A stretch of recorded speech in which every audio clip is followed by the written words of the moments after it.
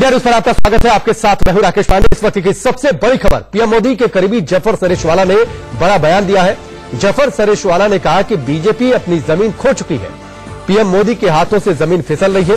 ये बात कही है जफर सरेशवाला ने। इस वक्त की बड़ी खबर, बिजनेसमैन है, प्रधानमंत्री मोदी के करीबी माने जाते हैं और जो बात उन्होंने कही है वो बात बड़ी है। और इस वक्त की सबसे बड़ी खबर कि बीजेपी अपनी जमीन खो चुकी है, पीएम मोदी के हाथों से चीजें फिसल रही है।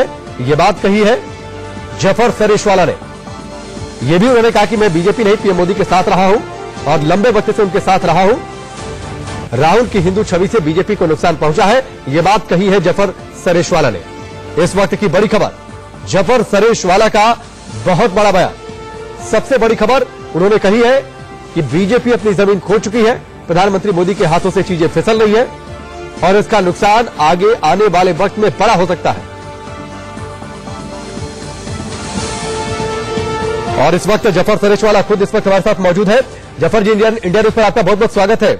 नाराजगी क्यों आपको लगता है कि बीजेपी के हाथों से जमीन फिसल चुकी है? नहीं, मैंने नाराजगी भी नहीं बताई है और मैंने ये नहीं कहा बीजेपी से जमीन खिसक चुकी है। ये जो नैरेटिव थी, जो मुसलमानों की पॉजिटिव वाली जी, उसमें जो मोदी साहब की सबसे बड़ी यूएसपी थी 2014 में। और फिर ये है, मैंने लिखा है कि बीजेपी की 4.5 साल की जो गवर्नमेंट है, गवर्नमेंट में उन्होंने कोई भी ऐसा काम नहीं किया जिससे मुसलमानों को किसी भी तरह से नुकसान पहुंचे। लेकिन ये कहते हैं ना कि भाई फिल्म कुछ और बनी है और पब्लिसिटी कुछ और हो रही।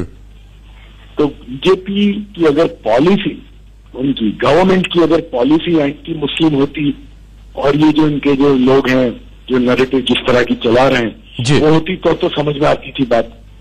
लेकिन एज गवर्नमेंट उनका कोई भी, जितने भी उनके फैसले हैं, जितनी भी उनकी स्कीमें हैं, किसी भी स्कीम में मुसलमान को कोई नुकसान नहीं पहुंचा, बल्कि बहुत सारी पॉजिटिव चीजें की हैं। ठीक है। तो ये जो तजाद है, जो कॉन्ट्रडिक्शन है कि यहाँ गवर्नमेंट ने तो कोई नेगेटिव किया नहीं, ना उनके मंत्री, उन्होंने भी कोई ऐसा, क्योंकि हमारा वही मैंने लिखा भी है, आपने पढ़ा होगा कि इंटरेक्शन होता रहा उनकी बड़े बड़े सारे मिनिस्टरों से। तो वो उस बात का जिक्र किया है मैंने, कोई ये इलेक्शन में स्लिप होना या नहीं होने की बात ही नहीं जी।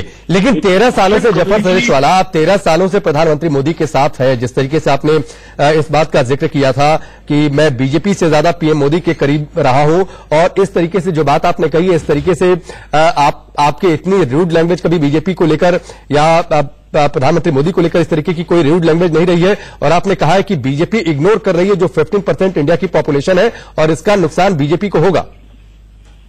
नहीं, बिल्कुल भाई, देखिए ना कि यानी 2014 का जो इलेक्शन हुआ था उसमें बड़ी तादाद में मुसलमानों के वोट आए थे और वो रिफ्लेक्शन था मोदी साहब का जो 12 साल या 11 साल का जो गुजरात का कार्यकाल था, उसमें जो मुसलमानों ने जो गुजरात में जो ग्रोथ हुई थी उसमें मुसलमान भी हिस्सेदार था बराबर का। उसके बाद 2014 की जो पूरी नैरेटिव थी, अगर आप 13 से मोदी साहब का जो पूरा एक, ये इस किस्म की कोई आवाज नहीं थी जो आज आ रही थी।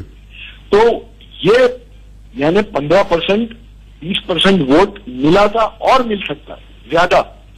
तो मैंने ये कहा है कि कोई आपके पास आया उसको धक्के मार के लोग भेज रहे हैं, उस बात का मेरा इशारा है। उस बात तो आपको लगता है इसका नुकसान आने वाले चुनावों में होगा जफर जी?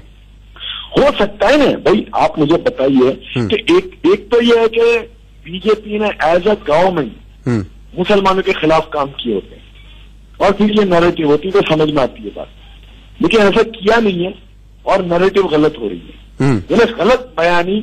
आप देखिए ना कि गवर्नमेंट तो अच्छे काम कर रही है, लेकिन उनके जो लोग हैं जब मुंह खोलते हैं टीवी पर या जहां पर, तो ऐसा जहर उगलते हैं और इस तरह की छवि बनाने की कोशिश करते हैं कि गोवा के बीजेपी मुसलमानों की दुश्मन है। तो ये है वो बात को मैंने कहा है। जी। एक चीज और जफर जी, आपने कहा है कि राहुल गांधी ने जो मंदिर गए हैं, जो हिंदू छवि को जो उन्होंने अपनाया है, इससे भी बीजेपी को नुकसान हो रहा है? नहीं, देखिए इसलिए कि एक था ना पहले कि भाई कांग्रेस पार्टी जो है वो मुसलमानों की पार्टी है या मुस्लिम सेंट्रिक पार्टी है, जो कि मैं तो तब भी कभी भी नहीं मानता था।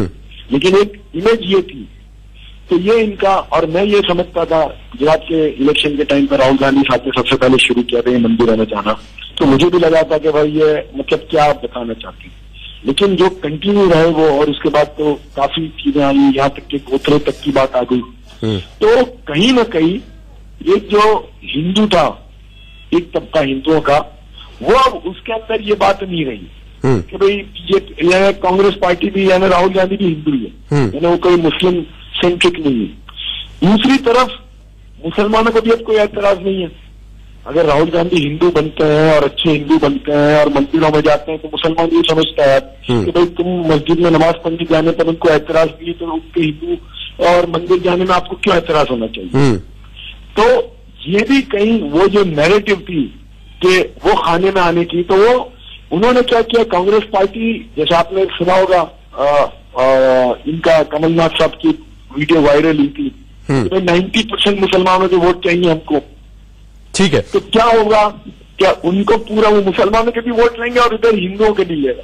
ये बात को मैंने जिक्र किया है। जफर जी, एक आखिरी सवाल, आने वाले चुनावों में आपको लगता क्या है? दूसरी ये बात की देखिए अभी भी नहीं मैंने चुनाव को का तो उसमें कोई जिक्र ही नहीं है, लेकिन हाँ नुकसान तो होगा, तो फिर चुनाव में नुकसान होगा ना, और क्या नुकसान होगा? यानी देखिए मैं चुनाव या नई चुनाव की बात ही नहीं करता, लेकिन जो मोदी साहब कहते थे उस जमाने में हमको। अच्छा, आप तो बड़े करीबी हैं जफर जी, आप तो बड़े करीबी रहे, आप बड़ा पुराना संबंध है, आपने इस संबंध में मोदी जी से बातचीत नहीं की या आप उनसे इस चिंता को जाहिर नहीं किया? मैंने शुरू में ही लिखा है ना, आपने देखा होगा कि मोदी साहब के जो मेरा 13 साल का जो उनके साथ रहा है, उसमें 2 बातें तो 100% है कि वो ना एंटी मुस्लिम है ना वो कम्युनिस्ट, वो तो सवाल ही नहीं पैदा होता। ठीक है, और उसमें मुझे कहने में कोई भी वो नहीं है। तो ये पॉजिटिवनेस जो हुई थी, ये कहीं नेगेटिव में ना बदल जाए, वो उसको मैंने ठीक है बारे में कहा। ठीक है। चलिए, जफर जन से जुड़ने के लिए, बातचीत के लिए आपका बहुत बहुत शुक्रिया। जफर सरेशवाला का ये बयान, अब सवाल ये उठता है कि उनके बयान का मतलब क्या है, क्या आने वाले वक्त में चुनावों में इसका नुकसान बीजेपी को होगा?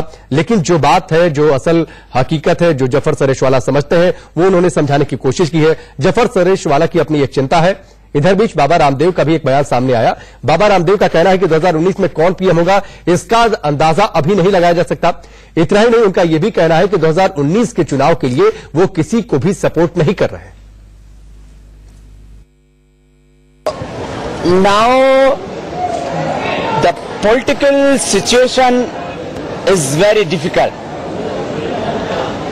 We can not say who will be next prime minister or who will be the lead the country, but the situation is very interesting, the fighting situation in politics now, and now I'm not focusing on politics. My personal vision in politics now, Sarvadaliya and Nirdaliya. So not I'm supporting any person and not opposing any party.